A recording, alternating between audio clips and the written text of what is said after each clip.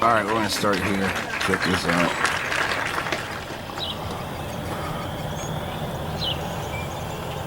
That little patch I didn't get, we're gonna have to turn it by hand, and I don't even care.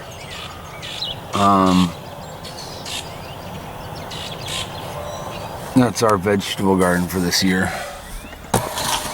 That is our vegetable garden for this year, and that is why I'm not doing a fucking thing today. Wife wanted that plot tilled up this weekend. I went out, got the tiller, did all I'm supposed to, la-di-da. Only about 15 feet of that has been tilled before. And I got the big rear tine, self-propelled, monstrous fucking beast. That took 2 hours, and it's going to take me about 48 hours to recover from that 2 hours of work, which sucks. I've got to try to stretch my back out and roll out or whatever I got to do. So, okay, we've got a garden. I'm paying a motherfucker to do that next time.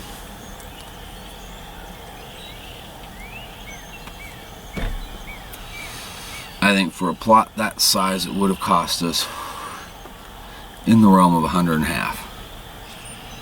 All said and done, we boogied from about 9 until, when did I get home from that adventure? 2, and it costs about $100 actual money. I learned my lesson. I'm in a good hurt today. That's 1,600 square feet of garden space, plus the 16 by 10, the 160, so almost 1,800 square feet of garden space, and the 160 feet is all garlic we planted last year. You plant garlic in the fall, apparently. I'm learning. I don't know.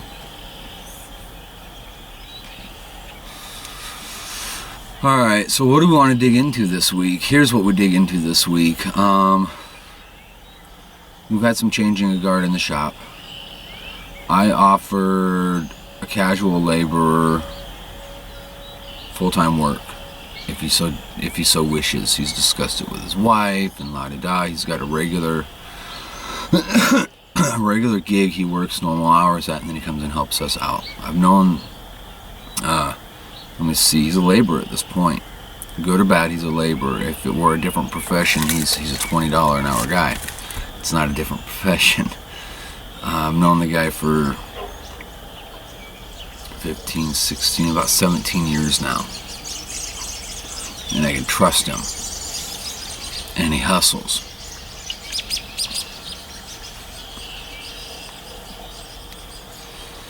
I need that. Isaiah hasn't heard anything on the position offer he was anticipating. We'll see. I mean, it takes sometimes a month to get back to people for that type of circumstance. I don't know. He keeps up the rate he's going. I'm going to be able to pretty much meet or best what he's being offered. He's phenomenal hand in the shop. There's been a couple instances, instead of sitting down and going, all right, here's a raise or a bonus or whatever, you know, we get, let's throw these rocker or these running bars, Nerf bars on this pickup, and he sorted it all out himself. No help, no assistance. He just got the shit done. I floated him a few bucks. I shook his hand, and it was loaded with a double. And he's like, oh. So right now he exceeds my desired specifications. I just kind of palm him extra dough. And he's going to come to a point we got to sit down and have that talk of his employment there and what it means to me and what it should mean to him. I let little Joe go amicably enough.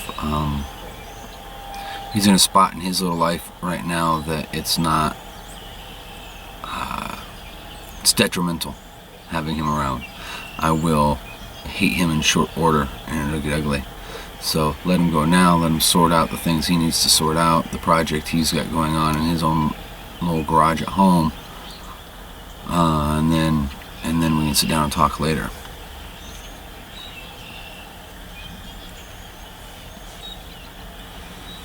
So I'm at the point now, first time ever, I actually need to look for someone that's skilled, knowledgeable, someone I can go, car lot car, there it is, this is what we're doing, go. And they can take it from entry, tear down, repair, pre-fit, disassemble, paint some bitch, reassemble, and out. Or I can aim them at a larger long-term project, a restoration, say this is what needs done, go. And I'm at that point. I've got to find that guy. We've been blessed. We got hooked up with actually a pretty decent used car lot. Pretty decent used car lot still means pack and paint. I'm not fond of that, but 'tis what it is. It's work, it's steady, it's income, it's cash flow, it pays bills. The restorations take us too long, and we get behind. I need something cash flow wise that'll pay wages so I can get more bodies on the floor. I got 6,000 or so feet, and in any given time, 8 or 9 projects going. We need more people.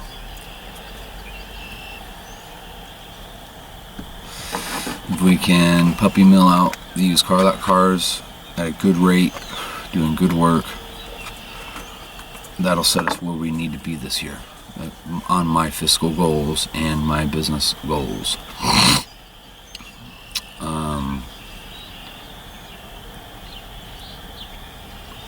We've been getting calls. I decided to go out on that limb and advertise for rust repair.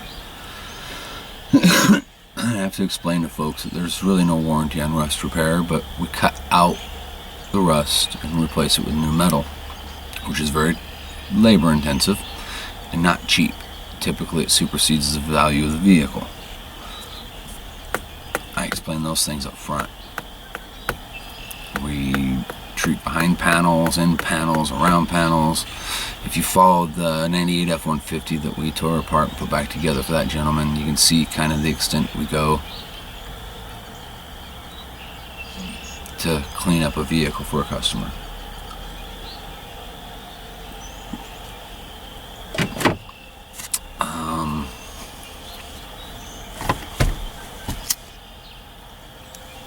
That's where it's at, though.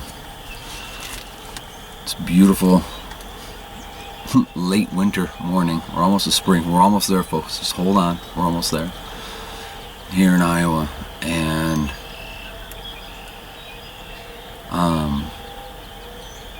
the expensive hobby, let me see, what's the best wording? The expensive hobby status of the shop is about to go by the wayside. I'm positioning myself to be able to make real money for me, my guys, the shop, my family.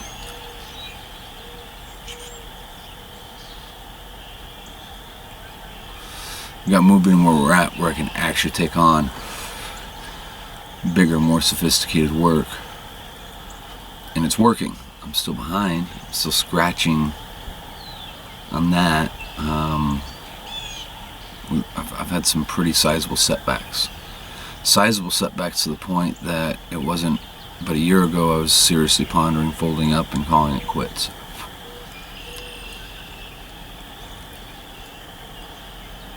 I can see the fruits of the labor. I can see the change occurring. So we're plowing forward. Gosh, you know, I got 4 restos that have got to go, short order. So getting more help in the shop and knocking down the car lot cars is necessary.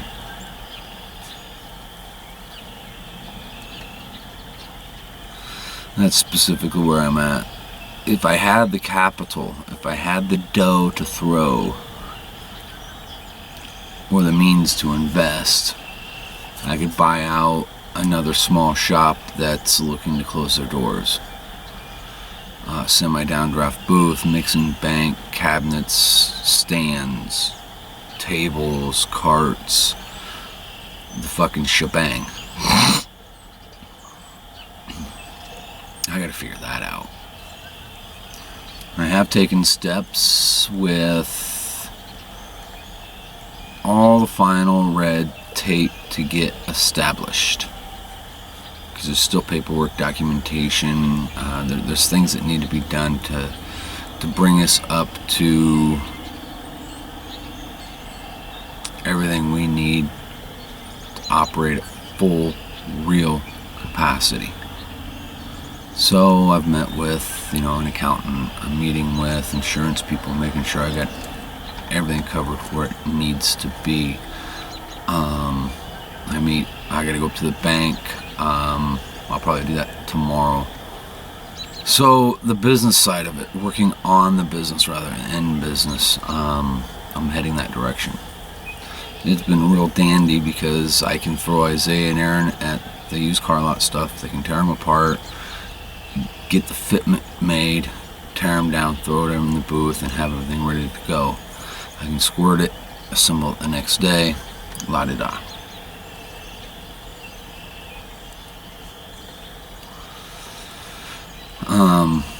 My aim is to do stellar work, not cut corner work, but stellar work in all the finishing process at the very least over the paint booth, and keep stepping up the game there. Learn our processes there. Get brave and do mid-panel blends that you shouldn't opt to anyhow. However, on these occasions it calls for it.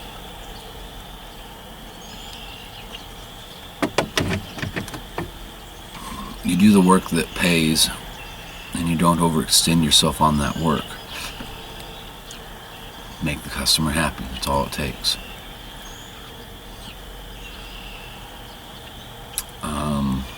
We lost an hour, so now all of a sudden, instead of getting up at 7, I'm getting up at 8, and it's almost 10 o'clock now. Craziness.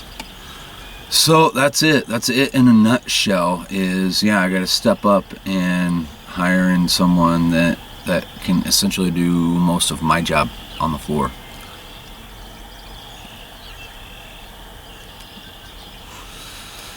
And keep 2 helpers around that learn and grow and earn more money every given month or quarter.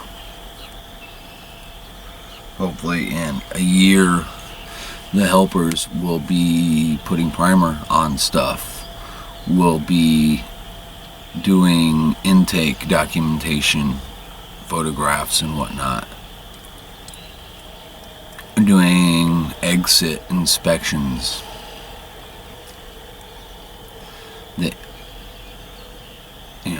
and then I'll be doing what I do with the metal work, the paint when I need to, the estimating, the management aspect.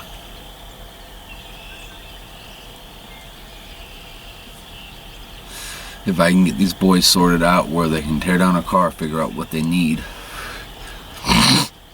and have them call in the parts, that'd be even better. So that's my aims. Get everybody working autonomously towards the same goal. And I think I'm about this far away from the bulk of that, the big bulk of that.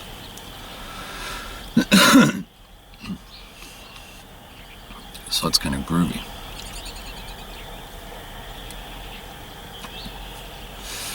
So I'm gonna haul my broken ass back inside, nurse my wounded hands and back for another hour or two, and then I'm gonna head to the shop because that's what has to be done. And then here in the next week or so, we'll get some plants in the ground, which will be kind of groovy. The hardy plants that can handle a little bit of cold. Let me see, that's about all I've got right now, folks. Covered a lot of ground. So remember, go out there and do something you love. If you find something that sings to the soul, find something that feeds the soul as well as the belly, you're better than 90% of the people out there. Not better as in on a pedestal, but you're better off. Your quality of life and quantity of living each day will go up exponentially. And I'm blessed. I'm blessed with amazing viewers that give honest feedback. I'm blessed with good friends and mates around me every day. I'm blessed with good jobbers and vendors. And then even my not so good vendors are good enough. I'm blessed with some very good customers. Now all I gotta do is make good on my promises to them. Pick this mess up and move forward. I will see you all. You have a great day. I suppose we're going to enjoy some rain, it would appear. So I'll talk to you all later.